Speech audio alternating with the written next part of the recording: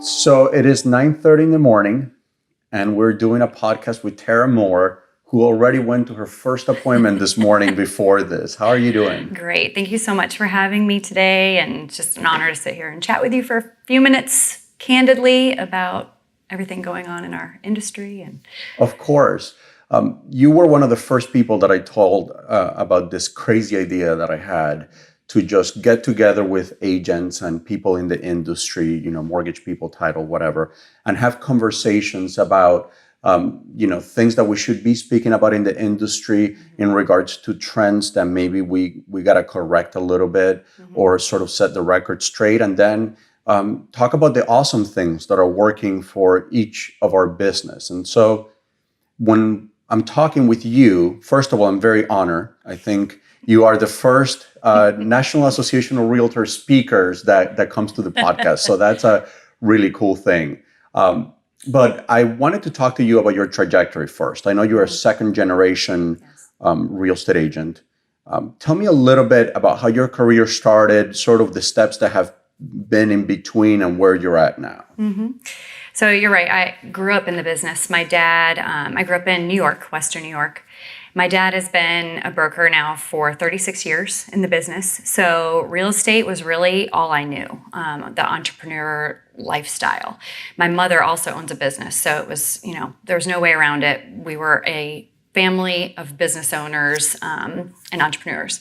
So from the time I was in diapers, I was really going with my dad many times on showings, and it was just in my blood. So I always knew that it was something that interested me, that I wanted to do. When I moved to Central Florida in 2004 and left New York, I started working at that time at a real estate office in East Orlando. Worked there for 4 years, and then actually took kind of a little detour into corporate sales. Central Florida is obviously a hub for hospitality and hotels. I actually sold meetings and conventions for a couple of the big hotel brands for a few years, which was super fun. I learned a ton about negotiation skills and working with big players. Many times I was negotiating these multi-million-dollar sales contracts with CEOs of companies and stuff. So it was valuable experience, but there came a certain point where I realized, okay, this corporate thing, this corporate life, it's not something that I want to do for the rest of my life. Right. Went back into real estate. That was around 2012. In 2015 is when the business was growing so rapidly that my husband made the leap to join me. He got licensed as well. He was in banking before, back office, trading mutual funds, basically. And he left that and started working with me, and it's been awesome ever since. Very cool. And so you've been in a few of the national franchises, but now you are Tara Moore Real Estate. So at some point, your husband Matthew and you decided it's time to sort of go solo. When did that happen, and how did you get to that decision? Yeah. We started planning to make the leap in 2017.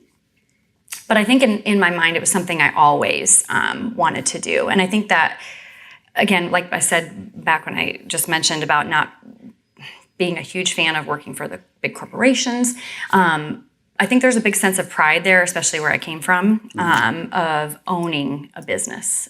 Nothing against the bigger brands. That's one thing I love about our industry is there's something for everybody. If you want the big name brand, there's an option for you. But as far as owning our business, it was something that we always knew what we were going to do eventually, but when. The big thing that's really made me take that leap was honestly, there's some, as you know, rules and regulations coming down the pike about marketing. My degree is in marketing. Marketing is a huge passion of mine, not just marketing for my clients, marketing properties, but marketing myself in the business, which is one of the primary things we need to do, whether we realize it or not. And those rules coming down where, you obviously are to market your brokerage that you work for first and foremost and biggest and loudest above yourself. I knew that wasn't going to work with my style and the way that I wanted to do things. So that was really with that rule, and I'm a rule follower as well. So it was like, okay, how am I going to keep doing this, but be legal. Yeah, and for the people that are listening to this outside of Florida, they may not know what you're talking about. A little bit of a background is the state of Florida noticed that there was a lot of people operating as teams within brokerages, and the branding for these teams would take up like 90% of the sign. And then in the lower corner, there was a very small fine print that said, the name of the brokerage that they operated under. And so the state of Florida sort of looked at this and paraphrasing, they want to make sure that the consumer has a way to understand exactly who the broker is that is, has this house advertised. And so they passed this new guidelines that make it so that marketing has to be, the brokerage has to be represented at least as large or larger than whatever team or individual has that listing. And so I can see how that would be difficult for you because your branding is huge. Everybody knows the Terra Moore brand in the area. We know the colors. We know sort of what it looks like. And it's certainly a challenge when those guidelines change, especially if you have to go out and get new signs, new business cards, change your logos or whatnot. It's probably the perfect time to jump and do this on your own. Tell me a little bit about your structure. So Terra Moore Real Estate, Matthew is the broker of record. Correct. And you are obviously the other part or the managing partner within that organization. Who else is in that organization?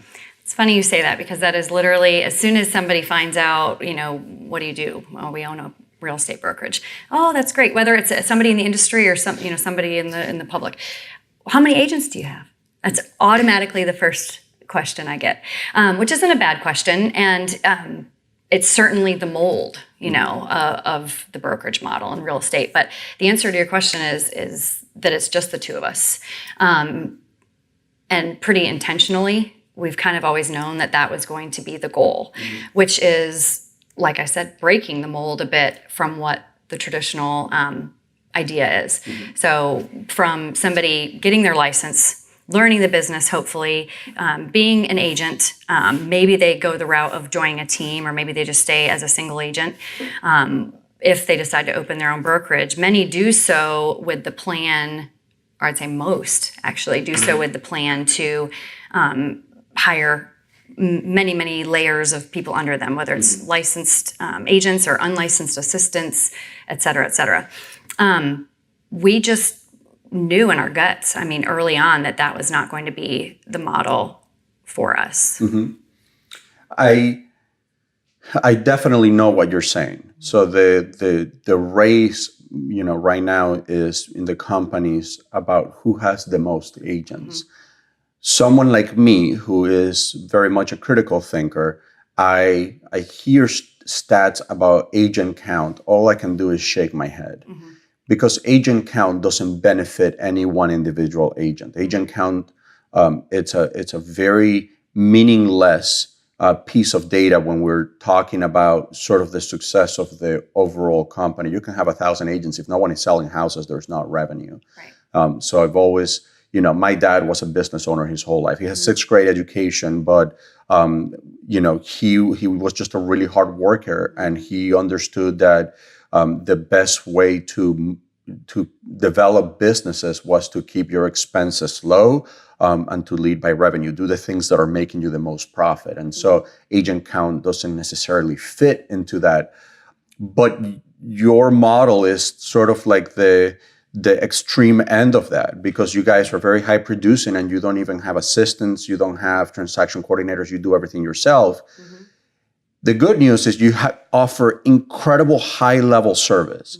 I know many of your customers, and the reason is Facebook, and I know this because of Facebook. So because of Facebook, a lot of times I see sort of people that are my neighbors or my friends that have worked with you, and everybody raves about you. You guys offer tremendous service. So the fact that it's just the two of you does not take away at all from the service. If anything, it's providing a layer of sort of accountability and ownership, because there isn't a third person to make that difficult call in the morning. It's going to be you having that conversation.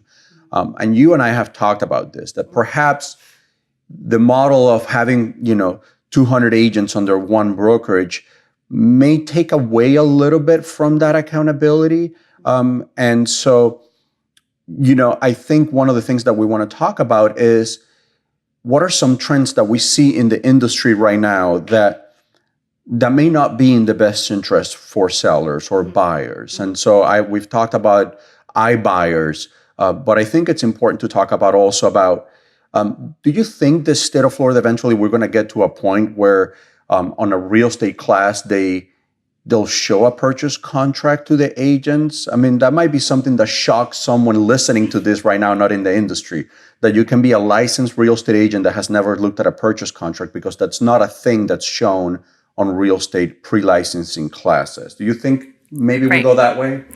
Yeah, I mean, there's so much there. Backing up a minute to talking about the team structure and how, it's basically force-fed, in a sense that is the model. For sellers or buyers, I'm with you. Like, I don't necessarily always believe it's in the best interest. We offer a certain level of service. That's not to say that somebody on a team, a big team or with tons of assistants under them, can't offer that personal service. But the reality is you're losing that personal touch a bit, right? I met with an agent long ago, a high producing agent that, their model was, look, I go to the listing appointment, I sell this seller on working with me, I sell me, and then I never talk to them again. And I just shook my head thinking, that is not at all who I am. That's not what I want to do. So that's from the client side. From the agent side, like you said, it's not necessarily in everybody's best interest. There are some great broker owners. There are great team leaders. But then on the other side of the spectrum, I mean, you and I both know there are some that have no business leading a team, frankly, and they might not even know that.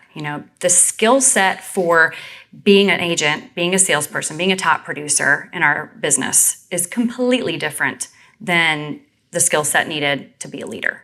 Absolutely. Right? And I think that's part of that mentality of a force-fed or unique way of growth. And yes, there will be a lot of people that will say verbally, oh, everybody has a different way. There's room for everybody. And they will say that outwardly. But when you're having private conversations with them, that's not really the belief. The belief is you grow by growing your team, by growing the agent count that you have under you, and by capturing a larger slice of the market. And the problem with that is precisely what you're saying.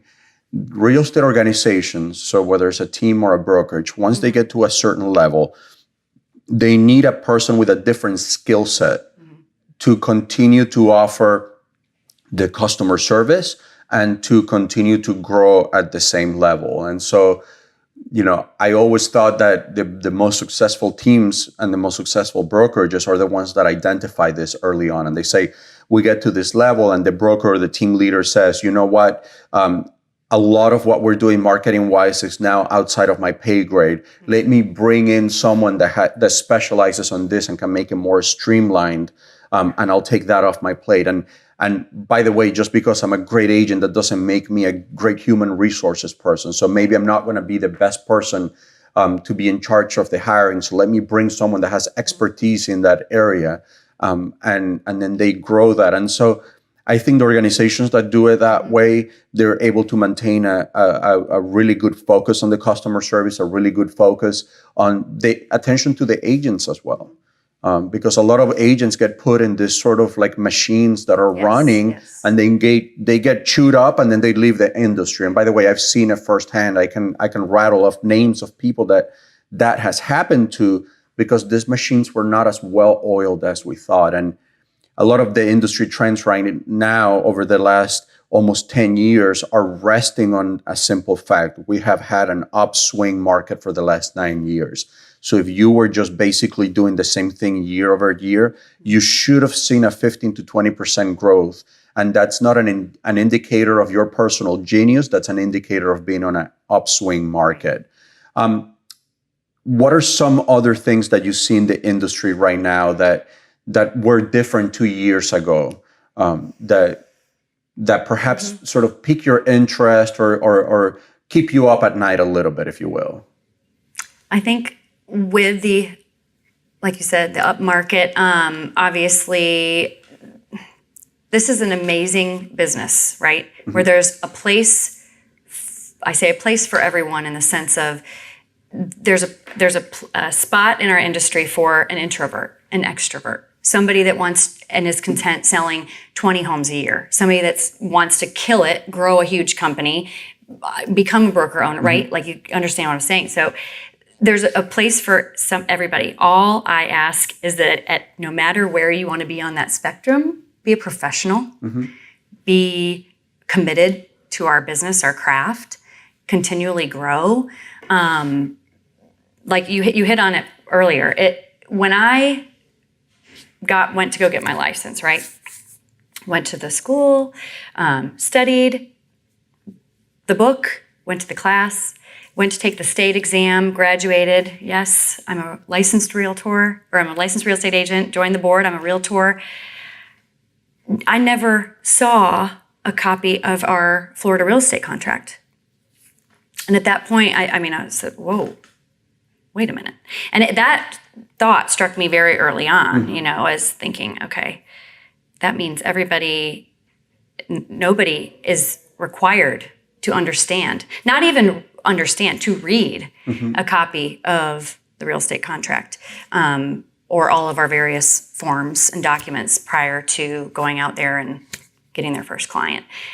Things like that. I think just the lack of the amount of responsibility we hold to each other and the public, and the lack of true digging in on the really, really important things. We're really good at learning some of the fluffy stuff, but the really day-to-day, in and out important stuff, like something as simple as the contract, that was mind-blowing to me. And I know we've had the conversations about this before. Yeah, and so there's two very specific things to unpack there, and I want to unpack them separately. So the first thing is, perhaps the rules and regulations that govern the licensing and the operation of real estate agents in the state of Florida might be a tad outdated. And I think these rules were very well intentioned early on, but the reality is things have changed drastically. So even if we just go back maybe 10 or 15 years, you didn't see offices with 100 agents, 200 agents as commonplace. Right. Offices had a handful of agents. And so, maybe it's one of those things that now brokerages, because of technology, because people work from home, because people have access to the MLS on their computer, because a lot of people even just work from their phone, the office space is no longer needs to reflect the exact agent count that you have. You can have an office that's 1,000 square feet and 200 agents. Right. And that can function, that machine can function. And I sometimes wonder, are we ever going to revise this? Like, how many agents is enough for one broker? The state of Florida evidently put rules in place for a licensed real estate agent to have to be licensed for a number of years before they can be a broker. And then that means the broker is sort of like the overseeing person. Right. But the problem with that concept is that there's nothing that requires that broker to be involved on a day-to-day basis with the operations of that agent. So you can be a newly licensed agent, go put your license with a brokerage, and you can go show houses the next day. And the reality is you're not doing anything that's illegal or outside the spectrum of our guidelines, but it's probably ill-advised. And so that's one thing that I'm always curious about. Like, how many agents can a broker have? Like, how many is enough? Right. If the state of Florida thought, or if initially when these things were conceived, they thought that the number was unlimited, then there would be one broker for the state of Florida appointed by the state, and everybody would just work under that brokerage. Hang your license under that. Yeah, you would just hang your license under that. But evidently that wasn't the case. So maybe that's part of what needs to be updated. And the other part is, when companies have a financial incentive to bring in anyone that has a license under their fold, because they start paying, a monthly fee to the office, $60, $80, $90. When they start doing that, regardless of whether they sell real estate or not, those numbers start adding up, and it doesn't really cost the brokerage a whole lot. So a brokerage that has 10 agents that are not selling homes but are paying $80 a month into the brokerage, that brokerage is getting $800 of clean revenue on a monthly basis, $9,600 a year. With very little liability. With very little liability because they're not operating. Yep. They're not selling homes. And the liability part is another one that goes a little overstated. We have E&O insurance and other things that mitigate that liability for brokers. So that's kind of how you have an outfit of one broker with 1,000 agents underneath them. Right. And so, go ahead. Yeah, no, I agree. And I think that from digging in a little bit and understanding when these processes were created as far as licensing, even just the courses, the course content. I think most of that stuff, to your point, as being outdated, was created not that many years ago, but it seems like a totally different world now where the responsibility, you get your license and the state of Florida's assumption or understanding was, then you go hang your license with a broker that is training you up. Taking the time to do so, the personal connection. And that is where you were going to get your hands-on training. That's where you were going to learn the contracts. Not that you were going to go from literally passing the test, walking out of the Pearson Testing Center and go sell a house, the next day on your own in this completely autonomous state, right? So I do agree that and things have changed as we see. Of course. A broker, in that sense, in the time that they're investing, can't do it for nothing, right? So that's when we saw broker splits, being much higher as far as the agent making less, the broker taking more because of their time and because the investment in teaching that person. Well, as the pressure, I think, on brokers grew to compete for these agents, the broker splits went up. Well, somebody, if you have the broker's making 5%, let's say in our world, the broker can't invest as much time in the agent. And this just spiraled a little bit out of control. And then you get to your point, the thing where, each agent's head is worth a certain amount per month in a monthly fee versus production. It's just, it's kind of spiraled from there. So. Yeah, so it's things that I really hope and wish that they get revised. I think, there's evidently updates to the content of the licensing classes. There's updates to the contracts. There's updates to all these things here in our industry. But I definitely think instead of just updating sort of the old things that we have, maybe it's time to get, some people that are much smarter than me to sort of wipe this stuff out and say, what really makes sense for today's, for sort of today's world? Like, what are the guidelines that we need to impose so that we can protect the consumer? I mean, this is a conversation not about, old crusty agents sort of wanting to be like, darn it, there's too many new agents. That's not what this is about. This is a conversation about people who are working in the industry on a day-to-day basis with agents on a day-to-day basis and who want more for the consumer. We want more for the consumer. We want more for the experience that consumers and agents alike get. The other thing that I wanted to unpack with this thought was also in the camp of real estate agents, there tends to be two views on this. And I'm not really sure which one you're in, but there's a view of maybe we shouldn't be having these conversations on the public square at all. Maybe these conversations, if they happen, they should only happen in these very close rooms with like secret handshakes to be able to let you into those rooms. And then there's another camp that says, which by the way, it's sort of where I'm in, because if I'm doing this podcast and talking about it, it's pretty obvious where my heart lies in here. And I think this conversation should be had in the public square. I think having conversations openly about these things is what's going to perhaps create a mind change, a mind shift on how we approach these things, how we view not only the transaction, but how we take pride in providing excellent service to everyone in the transaction, not just our customer, which is another misconception. Customer service has this implication that we shouldn't have these conversations in the public square. I don't necessarily like that. I like the idea that we can sort of discuss things openly And in doing so, we raise the bar of the conversation. If the conversation gets a little bit higher, I think we improve the industry overall. And I have an example for that. My example is photography.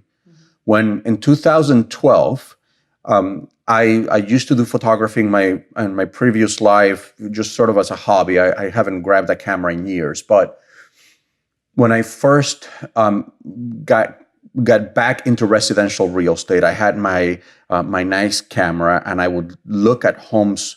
I was home shopping at the time, and I remember telling my agent, like, man, why do the pictures suck so much? Like, it was terrible. If you go back 2011 and you look at real estate pictures, it was literally people's iPhone and people's like sort of like Kodak $49, little camera. And so I started for, I think it was $100 or $120. I offered to a few agents that I knew then that I would do pictures of their listings. And at the time, the MLS only allowed like 18 pictures, I think it was. Then it went up to 25. But I would go and take 18 pictures with my ample lens and some wide angle shots of bathrooms and such. And people were like, "Oh my God, this looks incredible." By the way, there was no lighting. This is fairly straightforward stuff. And what's happened is, because the conversation of doing professional photography went to the public square, everybody had to raise the bar. Now, today's, that's a question consumers have asked me on a listing appointment, meaning, are you going to be using a professional photographer to take a picture? And I'm like, well, yes, I will. Yes. And so I think having conversations in the public square certainly raises the bar, because there might only be 2 or 3 consumers that are listening to this, but then there's 2 or 3 agents that share it, and everyone starts talking about it. And so then the conversation it starts becoming, at the dinner table, like, "Oh, I want to list my house." And your niece, who just became a real estate agent, says, "Oh, I'll list it for you." And the person goes, "Have you looked at a real estate contract before?" And the niece says, "No, I haven't." And so that raises the bar of the industry. And that's my hope anyways. But there's people that think that this shouldn't be happening, that what we're doing right now is detrimental to the industry. And how do you feel about that? It's a bit of a loaded question, right? But I do agree. I mean, sometimes it takes squeezing people into this little area where we're a little bit squirmy, we're a little bit uncomfortable. But if you aren't uncomfortable with some of the things that we experience on a daily basis, and you, without even having to name things, you know exactly what I'm talking about, professionalism wise, and just experiences with others in our industry and stuff. If you haven't had uncomfortable experiences and things happening almost on a daily basis, then you're probably not a high producer. You're not doing a ton of business in real estate. And I don't mean that in an arrogant way or anything, but it's just, it doesn't take doing many deals to see what's going on. And it's not until we get a little bit uncomfortable about those things that we start to push back and say, nope, this isn't the way that it has to be. And that is what's going to ultimately raise the bar, raise the expectations, the professionalism for the industry. So I'm definitely in the camp that I'm 100% okay speaking it out and saying, you know what, this isn't okay, and we really need to. I know you and I talked about, more classes. What can we do?